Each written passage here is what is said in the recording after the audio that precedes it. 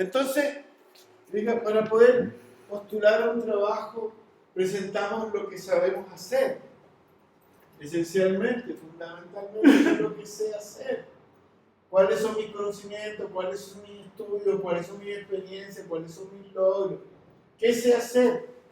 No obstante, cada día más en las empresas, en las organizaciones, en las universidades, no basta. Porque hay personas que saben hacer lo que hay que hacer, pero ¿qué pasa si esa persona que sabe hacer lo que hay que hacer no tiene una actitud ni motivado, ni entusiasmante, no le gusta trabajar en equipo, además tiene una denuncia por violencia intrafamiliar el profesor, además los fines ni se le para? ¿Cómo llegará a la clase? Le falta berracol. ¿Cómo llegará a la clase ese profesor? ¿Entiende? Un profesor que tiene disarmonías personales, disarmonías familiares, disarmonías con los colegas. ¿No les ha tocado decir que hay profesores que entran a la sala de profesores, no saludan a nadie, van corriendo, fuman y fuman, contestan el teléfono, no conversan con nadie, hacen su clase, quizás la hacen, nadie sabe si la hacen, y nadie lo conoce? ¿No les ha pasado eso? Mucho. Porque pelea con todo. Y pelea y es conflictivo, y uno lo convoca a reuniones, no viene. No representa, no tenemos una universidad que tenga una mística, que tenga un cuerpo, que tenga un sentido valórico, que tenga un sentido formativo. Entonces, ¿cómo salen los profesionales de aquí? Claro, le certifica que se titula de licenciatura química, lo certifica, pero no sabe hablar, no sabe conversar, no sabe exponer, no sabe qué es lo que es trabajo en equipo, tiene ansiedad, anda triste, se quiere suicidar, de hecho se suicida. Pero eso tiene que ver mucho, es el estado de ánimo, en muchos casos no es tan personal, tiene que ver mucho con la cultura, con la historia. Yo he tenido la oportunidad de estar en diferentes ambientes educativos y para mí es muy sorprendente, por ejemplo, cuando uno entra a una clase en los Estados Unidos, en Alemania y en España. Las clases en España son tan negativas como las nuestras. Bueno, ok, pongamos el ejemplo que usted quiera, profesor. Solamente lo estoy invitando a que observe de que podemos generar un cambio cuántico en nuestra forma de educar. ¿Sabe por qué? Porque estamos educando sobre la base de un objetivo instruccional, de instruir, de compartir un conocimiento, de dar datos, información. Y solamente estamos registrando archivos en la memoria de nuestros alumnos. Pero estamos omitiendo algo esencial. Mira, lo estamos omitiendo aun cuando igual está ocurriendo. Y me refiero a los aspectos formativos. ¿Cuánto tiempo están aquí en la universidad los alumnos? ¿Cuánto tiempo? 8 días. ¿Y en años? 5. 5 años de la vida acá. ¿Entre qué edad? ¿Entre los 18? Entre los 16 y 23 años. Les quiero dar un dato. Esa etapa de la vida es la etapa en que se forman mayormente las habilidades psicosociales. Entonces, las habilidades que tienen que ver con la autoestima, con la autoimagen, en cómo me veo, qué voy a hacer, cómo lo voy a hacer, voy a aportar al mundo, la cultura. Está ocurriendo entre los 14 y los 25 años, está ocurriendo la culturización verdadera, la valórica, la de creencia, la de costumbre. Entonces, omitimos, se autoforman, usted es un ejemplo viviente de cómo ser. Y ellos lo imitan a usted, aunque usted no quiera. ¿Qué pasaría si volvemos conscientes esa dimensión? Es decir, que me doy cuenta que además de dar una clase instruccional, además estoy formando personas. ¿Cómo me comunico? Yo lo estoy formando. Delante yo saqué a alumnos para acá que apenas hablaban allá. Los saqué y los hice hablar. Y ellos por sí solos se daban cuenta de cuánto más potencial tienen. ¿Cómo puede ser que un alumno de tercero o cuarto año de licenciatura no sabe hablar frente a un grupo? No sabe, no es que no pueda, todos pueden, no saben, no han sido entrenados, no han tenido oportunidad, solamente están ahí pasivos calentando el asiento. No hubo ni un solo alumno al final de mi charla que no estuviera encendido. Nadie pidió aplausos, pero ellos lo hicieron, porque no me aplaudían a mí, aplaudían el resultado del contacto.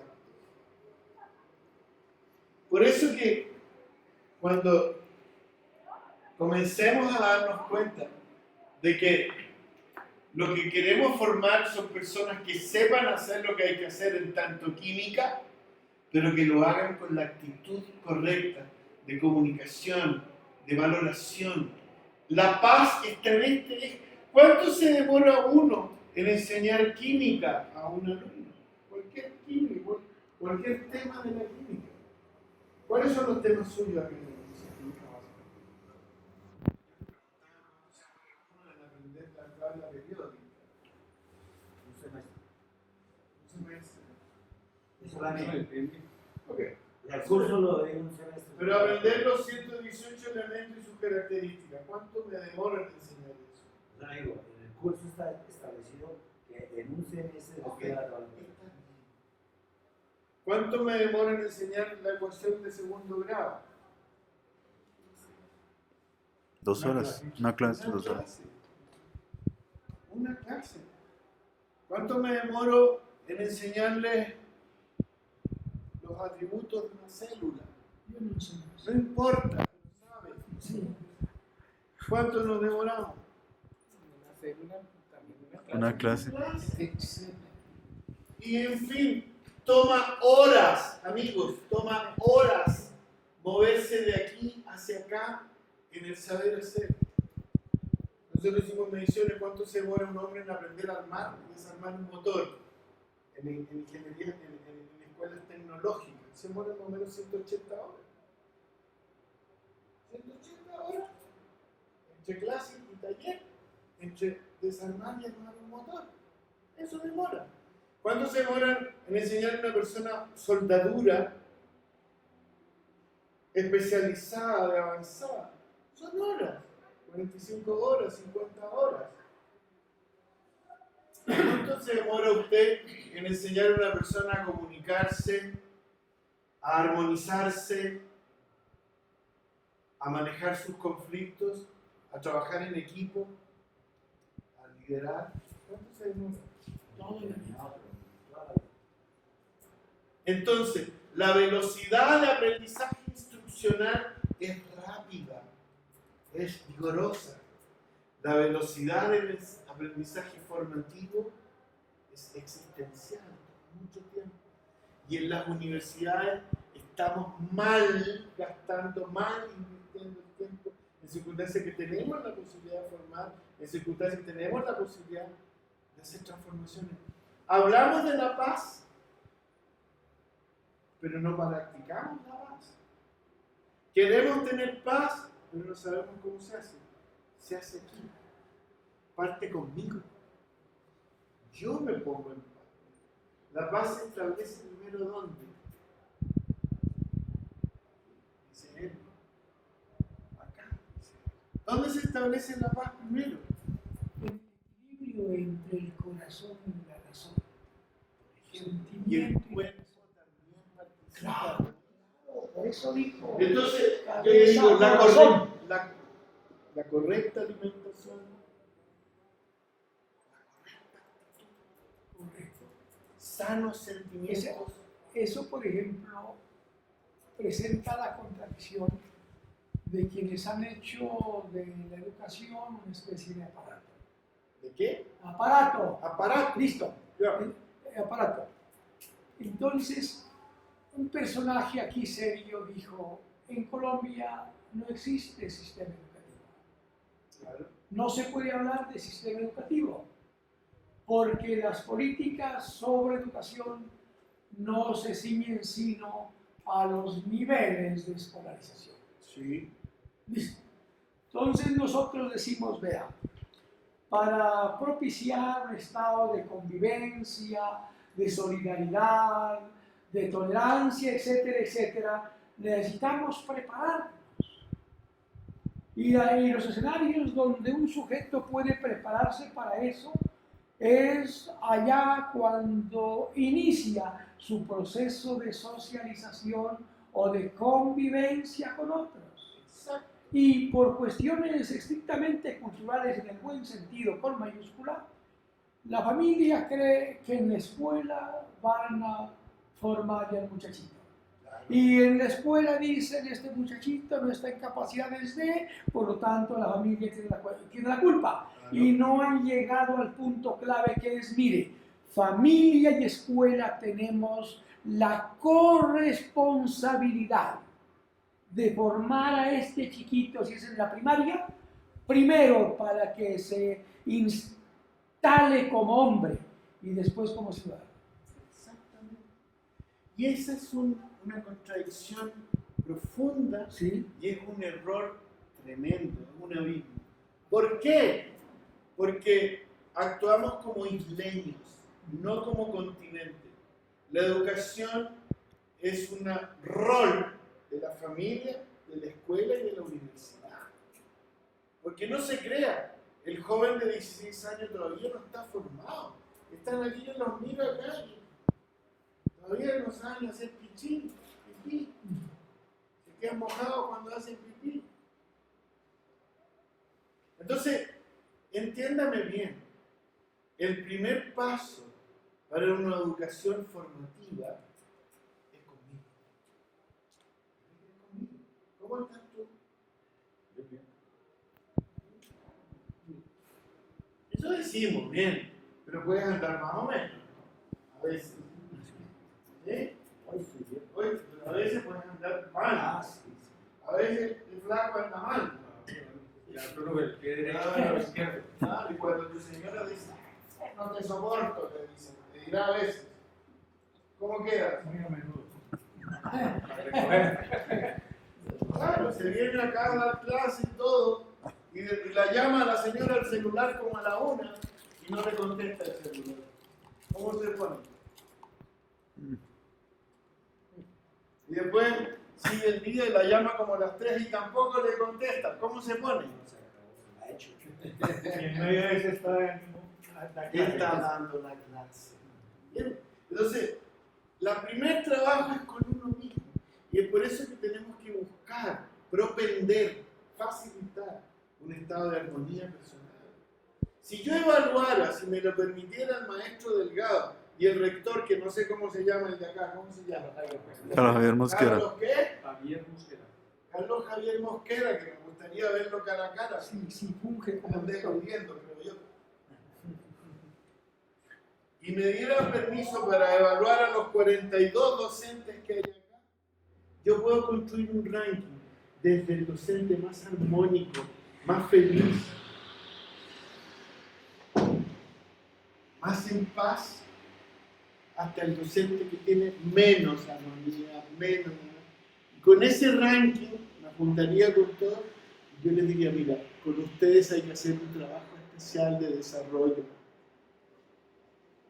Porque puede haber profesores que tienen inestabilidad emocional, puede haber profesores que tienen conflictos conyugales. ¿Cuántos profesores de los 42 están juntos con sus mujeres pero mal avenidos? ¿Saben ese dato? ¿Lo saben? No lo saben. Lo pueden saber de pasillo.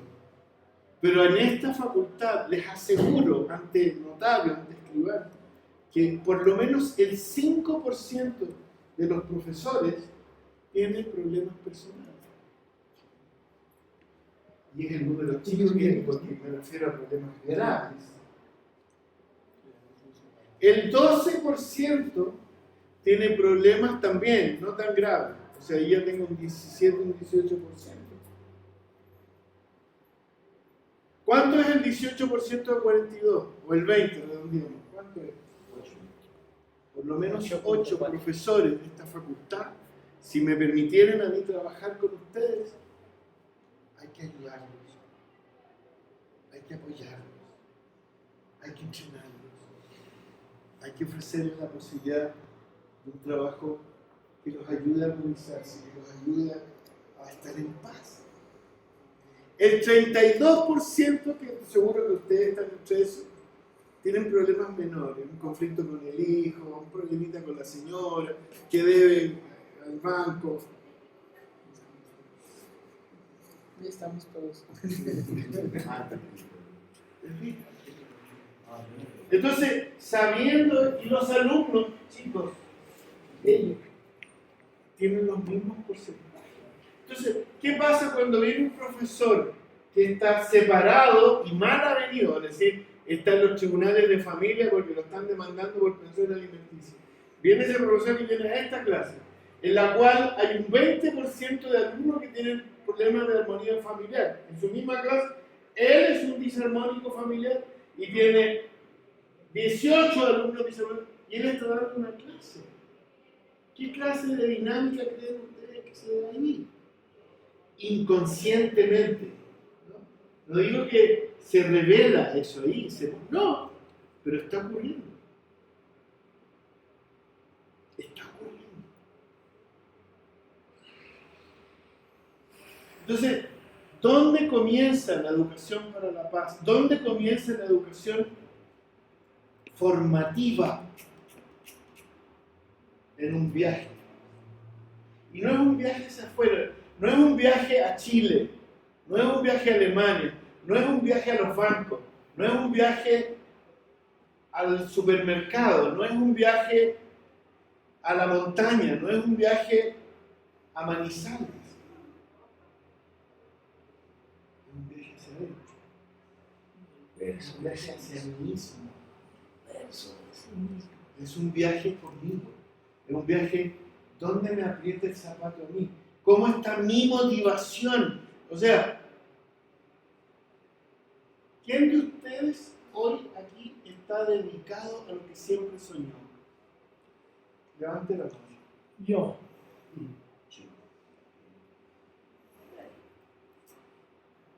Esa es la mano social la que se levanta, pero yo puedo ir al área chica y saber más.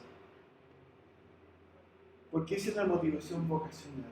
Siento mi llamado, es lo que yo quiero hacer, me gusta educar, quiero dar clases. Pero hay un porcentaje enorme de profesores que no está dedicado vocacionalmente a enseñar. Son buenos técnicos, son buenos licenciados en química, son buenos. Pero esta cosa de venir cada día a enfrentar un grupo de energúmenos, a una que hay que ponerle las notas, que hay que preparar la clase, llegan a la casa, les encantaría dedicarse a otra cosa.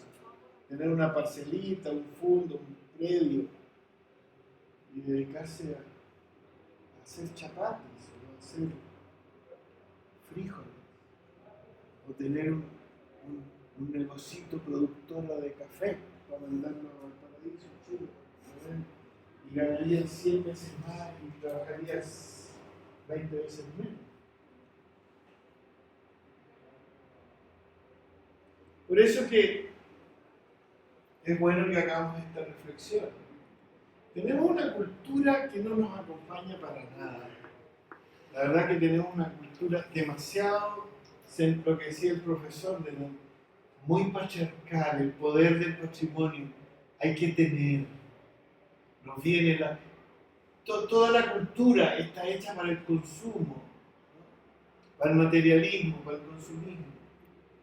Todos los que vienen a la universidad no quieren quedar en el plano de ser trabajadores, operarios, obreros. Están en la parada de ser algo más en la vida. Ser jefe, por lo que para eso necesitan una profesión universitaria. La educación está diseñada para obtener estatus de posición capital, bienes, cosas. No está diseñada solamente para aprender, está diseñada para en el mejor estado. Entonces, profesiones que son más elegidas son la medicina, la ingeniería, la abogacía, ingeniería de minas, ingeniería del petróleo, para ganar alto dinero. Y resulta que tenemos un mundo con un síndrome de ansiedad productiva, ni te explico. Olvídate de lo que está pasando en China, en Japón. La gente se muere solo de ansiedad productiva por el consumismo. Funcionar en el tener, el famoso sueño americano es lo peor. Se mueren de infarto, se mueren de cáncer en Estados Unidos. Está más puesto en el tener que en el ser, más en el poder que en el saber. Y resulta que estamos conversando y estamos queriendo tener un mundo con armonía individual y colectiva, en el querer, en el saber, en el vivir una sociedad en paz. Por lo menos podríamos centrarnos en el tener pudiendo, en el saber viviendo, adaptarnos a la situación actual y tener una alta motivación en nuestros alumnos y en nosotros mismos. Voy a pasar rápido por acá porque quiero que se den cuenta de lo que los estudios han arrojado. Fíjate que la educación en el siglo XX, en el siglo pasado, parece raro, pero es el siglo pasado, comunicar las tradiciones y la historia. La memoria es considerada la función básica, sin privilegio sobre todo el CI, la capacidad intelectual. El profesor del sistema es el que más sabe o el único que sabe. La enseñanza es instruccional, centrada en el programa. Los alumnos son receptores pasivos. El conocimiento es entendido como información y datos. Ojo con eso, cuidado con eso. El aula es un diseño magistral. En un diseño magistral. Y pasa que tenemos entonces que el profesor está arriba y mira hacia abajo a un alumno obediente, escuchante, observante. El profesor ordena conceptos y los expone coherentemente, el alumno los lee, los estudia y los replica en la prueba. Retroalimenta o castiga, premia con las notas. El alumno lucha por su premio. El profe es bueno en función de cuál es el resultado que tiene el curso. El alumno por las notas. El profe se capacita en sus materias. El alumno aspira a llegar a la universidad. Lo mismo que estamos haciendo, ¿sí? ¿Ah? Lo mismo que estamos haciendo. Exacto. El mundo de hoy, fíjense, la velocidad de los cambios ya nadie la sabe. O sea, olvídate, en Chile es impresionante. Yo no sé, algunos te habrán ido en Chile. En Chile estamos teniendo redes de metro en Santiago. Hay ya 10 líneas de metro, hay miles de kilómetros de trenes subterráneos, cibernéticos totales, gobernados por computadoras. Y son trenes neumáticos, no son con ruedas de fierro, son pequeñitos. Tenemos una autopista que va por debajo del río, debajo del lecho del río, porque no cabe en la ciudad, por debajo del lecho va el túnel. Como hemos desarrollado tanta minería, hicieron un túnel igual que la minería por debajo del río. En pocos años. Chile es el país que más terremotos tiene en el mundo. El último que tuvimos, 8.9 en 2010. No obstante, acaba de terminar de construirse una torre de 78 pisos de altura. Todo está así. Ya estamos funcionando con las huellas, con tarjetas electrónicas. O sea, la velocidad viene increíble. Hay medicina que se está aplicando remota. El cirujano está en otra parte, el cirujano ayudante está en el pabellón y va operando con una máquina al paciente de manera remota. Y eso ya está ocurriendo. El planeta está absolutamente intercomunicado audiovisualmente. Puedes pololear con una rusa, o ¿cómo se dice acá? Enamorar a una rusa sin estar en Rusia.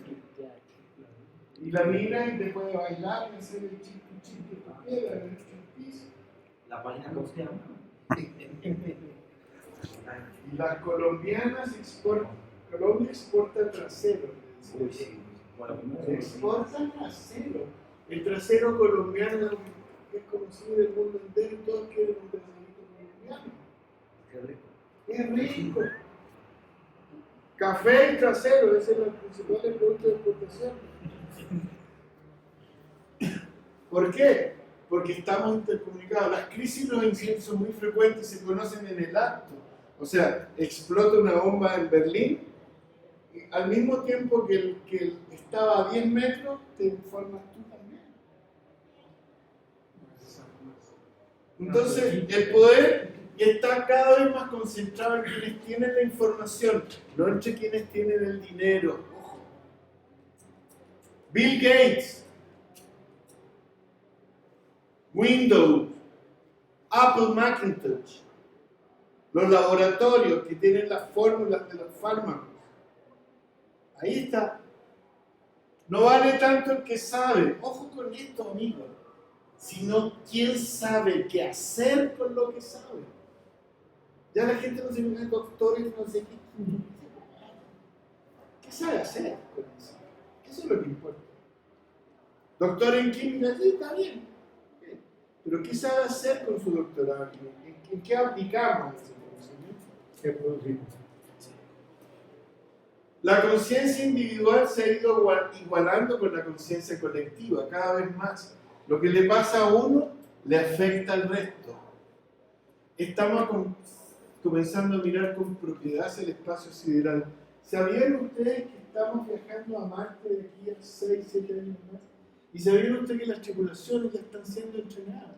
Son jóvenes de 14, 15 años. Ya están siendo entrenados. En el desierto de Atacama, en Chile, se entrenan estos jóvenes porque se supone que en Marte es como ese desierto. Entonces, este planeta no es que se nos haga chico, se nos va a acabar el agua. Está contaminado. Tenemos un problema. Estamos mirando hacia el espacio sideral.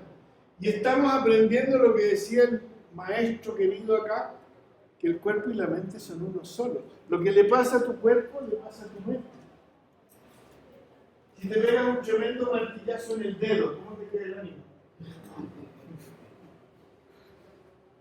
Entonces, la ciencia biológica, como alguien que lea Maturana y a Varela, no sé cuál es, pero la ciencia biológica, la biología del conocimiento, es una ciencia de punta. O sea, el cerebro, esta conversación hace que tu cerebro se desarrolle. Yo no te estoy dando ninguna alimentación física. Te estoy conversando, no obstante, tu sistema neuroniano se está desarrollando por la conversación. Y se está desarrollando físicamente, y electrónicamente, y energéticamente. Entonces, mente y cuerpo son uno solo. Entonces, tenemos este planetita Tierra, en el cual tenemos que compartir. No tenemos otra que compartirlo. Y sin fronteras. Sin fronteras. La frontera es un invento de culturas anteriores. Poco se hacen esfuerzos difíciles. O sea, la Unión Europea es un solo esfuerzo, Inglaterra se salió, absurdo. El sueño bolivariano. Yo por acá no necesito venir con pasaporte, vengo con mi cédula. Ustedes allá llegan miles de colombianos, de los buenos y de los malos. Últimamente han llegado más malos a Chile. En cada nicho que ha llegado colombianos. Clonadores de tarjetas. Digo, sí, gusta Colombianos puros, sicarios, y que tienen esta manera de prestarte el dinero que antes prestaba. Eso, llegaron a Chile. Y traseros, pero llegaron miles de traseros colombianos. ¿Cuánto vale un trasero colombiano? Barato. Como un pelo de Porque coca. compraba, ni lo compraría. Pero costará $20. Un pelo de cuca tira más que un tractor. ¿Se va? Porque hablamos del trasero. Un tractor. Lástima que se vaya. Vamos a terminar pronto. Entonces las personas de hoy, sus alumnos se mueven en búsqueda de conocimiento. La paz y la satisfacción interna es más importante y no se compra con dinero. Las relaciones son biológicas, sociales y psicológicas. Se valoran los sentimientos tanto como otros. Los niños aprenden a la velocidad de internet. Ellos usan el Google y saben más que el profesor acerca de un tema. niños de básica, el profesor quiere anotar la historia de Una anécdota que la compartía con la profesora hace un par de días. Llegué a la casa de una niña de 100 años y yo la vi jugando con su tablet y a mí me gusta jugar ajedrez. Y me dije, bueno, tú tienes en la tablet ajedrez un programa y quiero jugar un poco. Le dije que si tenía ajedrez, me dijo que no sabía de lo que ya me buscaba. Y se puso a mirar y encontró el juego de ajedrez, estaba en inglés, ella no sabe leer, no sabe escribir, tiene 5 minutos, y a mí me causaba curiosidad de leer el dedito como me movía. Aquí y para allá, encontró el juego, lo abrió, me lo ubicó para jugarlo y me dio el registro para que yo jugase. A pesar de que tiene 5 años, que no sabe escribir, no sabe leer, menos inglés, y sin embargo, yo quedé impactado. Así está. Entonces, te digo, los niños aprenden a la velocidad de Internet. Más bloques en la lista. La expectativa de promedio de vida ha aumentado significativamente. Vivimos más experiencias críticas y la aceptación de la diversidad y la incertidumbre son atributos deseables. Entonces, tenemos que generar un modo distinto, como estimular el desarrollo emocional y racional, ambos, no solo el racional, sino que el emocional, los educadores del siglo XXI. Es relevante la capacidad de aprender a aprender, tanto en el alumno como en el profesor. También desaprender, ahí falta una letra. Hay mucho conocimiento que hay que botar. No sirve, hay que tomar nuevos conocimientos. Los alumnos tienen experiencia e ideas valiosas.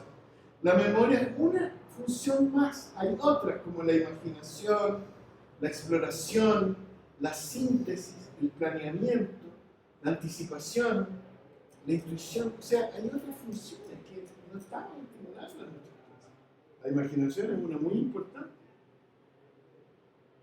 La enseñanza se centra en la persona y en los sistemas humanos en el siglo XXI.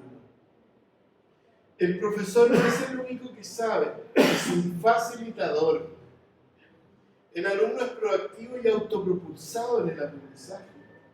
Y el conocimiento es entendido como experiencias y elaboraciones cognitivas. Y el aula tiene un diseño semicircular o circular para compartir al medio el conocimiento que estamos exponiendo. Entonces el profesor cambia, está al lado, palabra y afecto, evalúa con notas y con recomendaciones de cómo seguir aprendiendo, se preocupa de crecer como persona y de como profe, es un facilitador y el alumno está al lado, no abajo. Imita con confianza, toma lo que sirve, se motiva, quiere aprender a aprender. Las notas son una medida de cómo voy y dónde voy. Quiere ser capaz intelectual y emocionalmente. Busca al profesor para avanzar en su autoaprendizaje y su profesor y ellos disfrutan del proceso. Gracias, profesor. ¿A qué quiero llegar para no excedernos en el tiempo que nos da? Hay una tríada del conocimiento que es fundamental, que es muy sencilla, que tenemos que visualizar y entrenar. Lo que yo le decía a Miguel Delgado, yo vine feliz y encantado. La verdad, voy a transparentarlo con ustedes, vine a cambio de que me trajera el profesor, me invitara, no más. Ofrecí un taller de entrenamiento para esta tarde y no hubo inscritos ni financiamiento. ¿Pero para qué? ¿Qué chileno? ¿Por qué? ¿Qué? Porque chileno. Siga, tranquilo. Sí. Este es el conocimiento que tenemos que... Lo omitimos, pero es el conocimiento principal, que ya lo dijimos. ¿Cuándo termina uno de conocerse a sí mismo? ¿Cuándo termina uno de conocerse a sí mismo? Nunca. Cuando ¿Por qué? Uno se sorprende cada día de lo que... Uno mismo. Tu capacidad intelectual, tu memoria, tus hallazgos, tus conclusiones, tus reflexiones, tus emociones, tus sentimientos, tus experiencias, sentimientos, tu propia historia, tus valores. ¿Y cuándo termina uno de conocer al otro? ¿Por qué? Si no se lo conoce a sí mismo, menos. Exacto. ¿Cuándo termina uno de conocer al profesor Javier Pérez?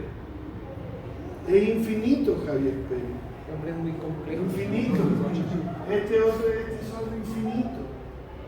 Somos todos infinitos. Nunca terminamos porque constituimos infinito. ¿Cuánta experiencia acumulada hay aquí en esta sala? Pues aquí como 60 años, de experiencia 70. Claro, pero tú la mides en años, pero la experiencia no se mide en años. Puede haber un joven que tenga más experiencia que él. Porque las experiencias, ¿cuánta experiencia?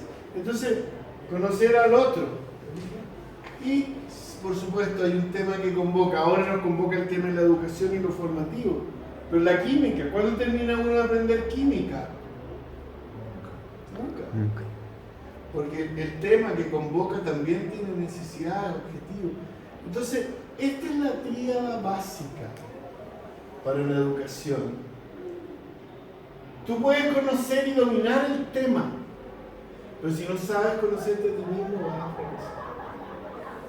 Tú puedes incluso dominar el tema y conocerte algo a ti mismo, pero si no sabes conocer al otro, también vas a fracasar. Lo mismo, capaz que desarrolles mucho conocimiento mutuo de ti mismo y del otro, pero no sabes química, también va. Entonces, esta tríada es la que debe basar. No obstante, nuestra universidad y en general en la educación nos centramos aquí, ¿no?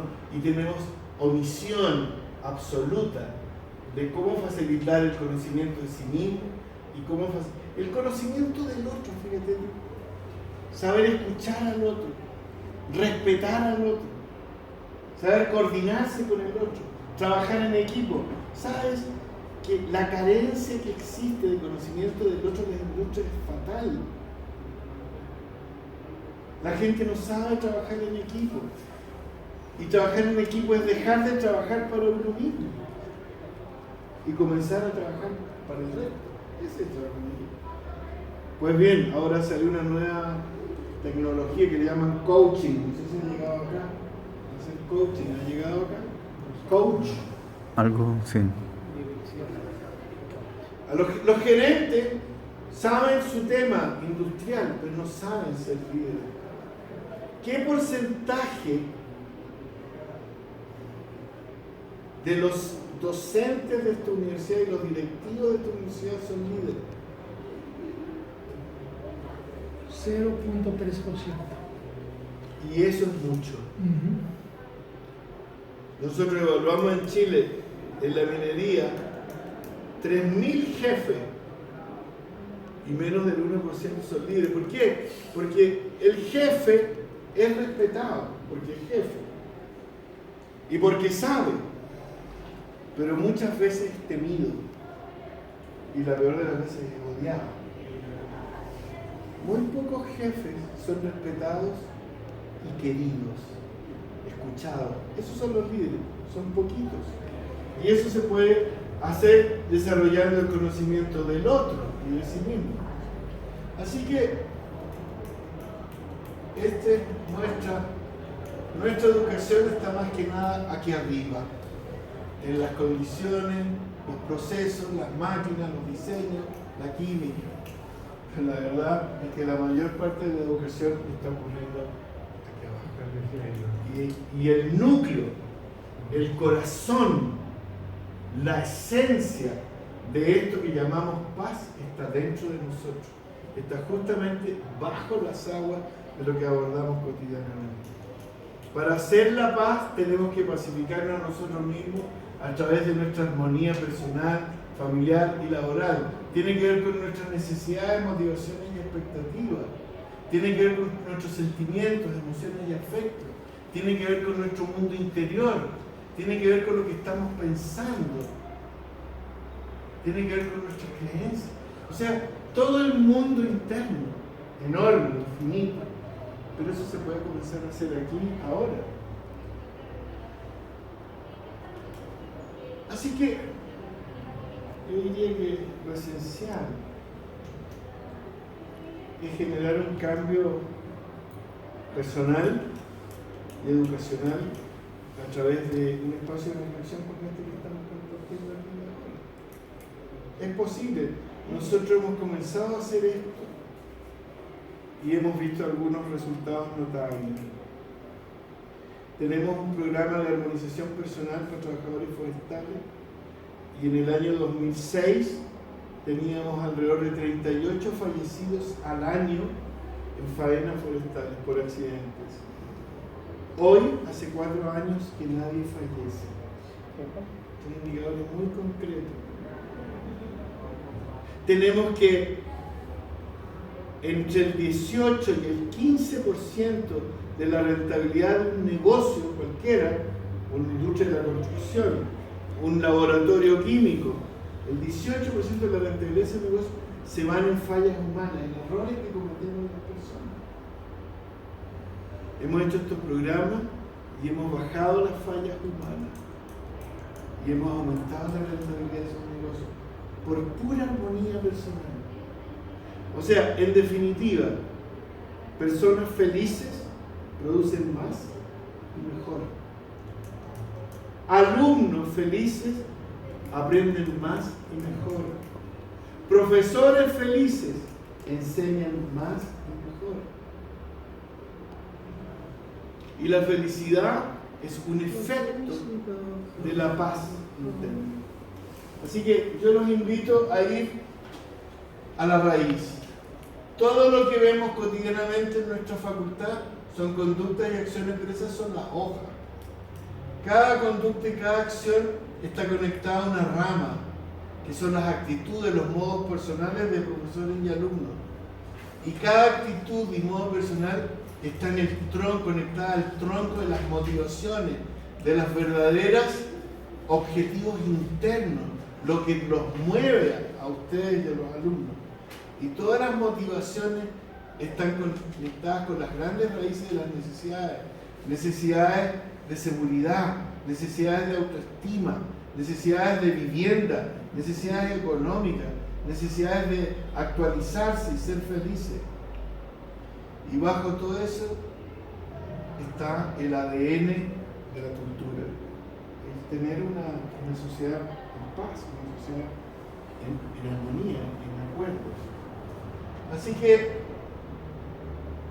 tenemos un profesor, un alumno y un conocimiento para generar nuestro aprendizaje integral. Bueno, eso es lo que más o menos les quería compartir. Hay mucho más, la verdad es que tengo una preparación que puede durar horas. O sea, yo tenía preparado para ustedes mostrarles, por ejemplo, estas herramientas. La comunicación abierta, comprensiva, que nos da flexibilidad.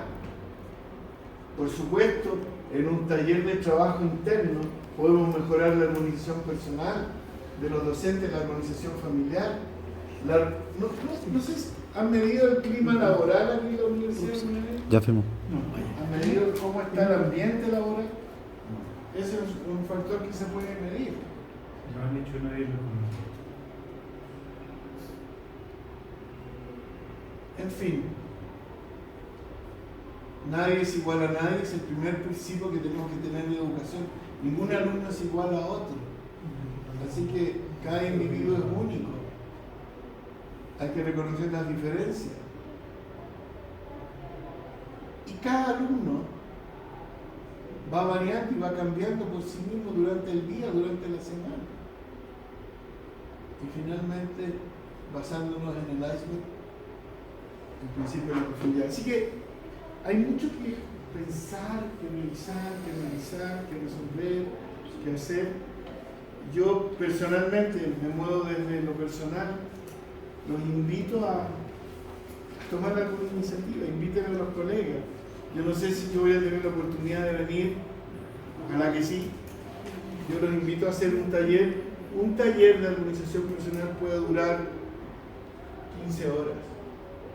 O sea, nos tomaríamos un día y medio, 2 días, partiendo a las 8:30 de la mañana, terminando a las 6 de la tarde y al día siguiente 8 horas, para que cada uno se se revise y cada uno haga sus cambios que tenga que hacer.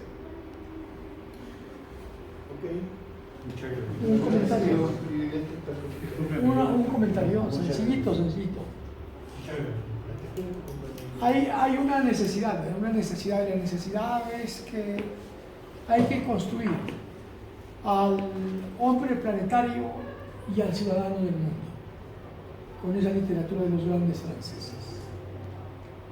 Y la otra, llegar a convencernos, como dice Reimer, hay una sola partecita que con seguridad puede cambiar en el mundo, tu propio yo. Por supuesto. Bueno, muchas gracias. Sí, profesor, muchas gracias. Verlo en otra ocasión. Bueno, profesores. Muy interesante la charla. Interesante para tenerla en cuenta al momento de estar con estos muchachos. Si uno comúnmente tiene en cuenta ese componente,